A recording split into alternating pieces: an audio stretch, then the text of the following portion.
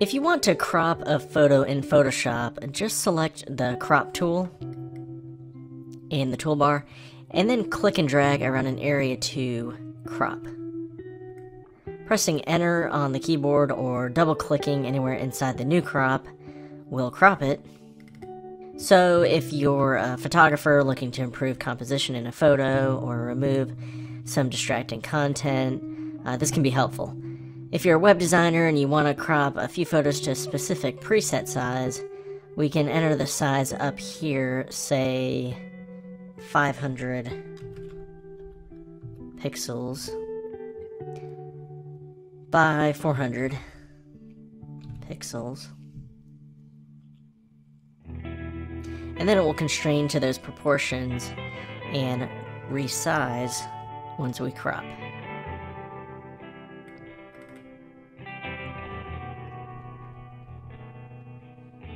Resizing is a little bit more complicated because of issues of resolution and resampling. Click on Image and then Image Size. This brings up some resizing options, including changing the width and height and resolution. We can fit the resizing to specific preset parameters here, but the default is original size. Notice here the chain link is selected.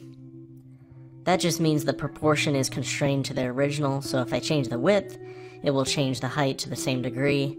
The height automatically changes when I adjust the width. If I click the chain link icon so that the proportions are not constrained, and I change the width to 100 pixels, it just ends up distorting the photo horizontally. So that's why we keep that checked by default. In this example, the width is 3072 pixels and the height is 2048 pixels. The resolution is 180 pixels per inch, or PPI. Don't confuse PPI with DPI, which is dots per inch. That is a different measurement in the context of printing. Pixels per inch indicates just that, how many pixels are in an inch of the image. So if there are more pixels in an inch, there's going to be more detail and less likelihood of pixelation occurring if the width and the height are the same. I'll illustrate some of these concepts with a few quick examples. Change the resolution to 10 ppi. Notice it changes the overall number of pixels in the width and height as well. Then go to View, then Print Size, and you'll see that 10 pixels equals an inch.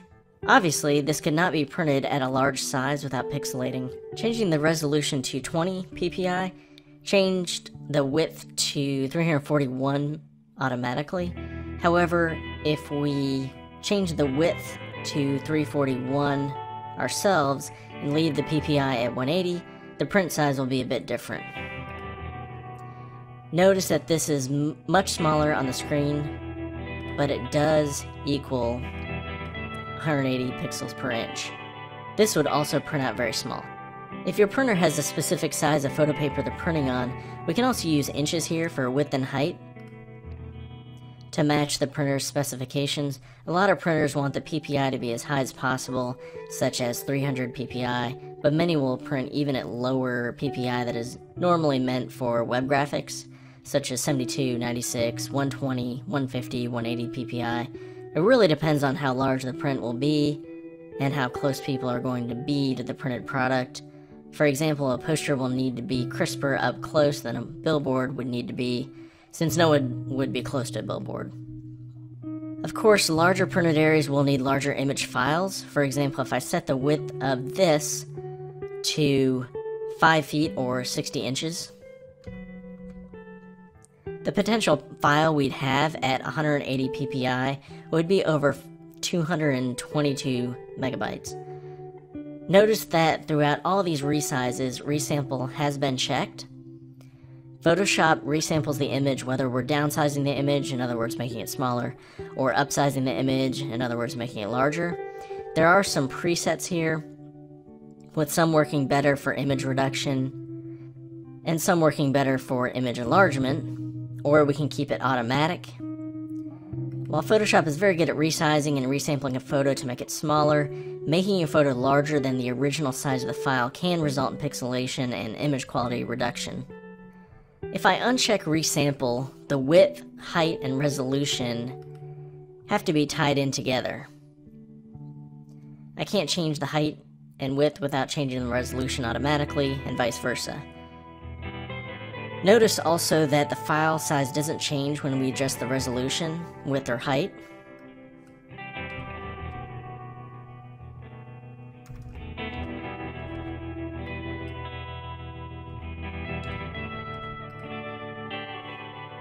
That's because the file dimensions don't change either. If I change the PPI to only 10 pixels per inch, Photoshop merely makes the total inches for the width well above over 300 inches, a very large printed area.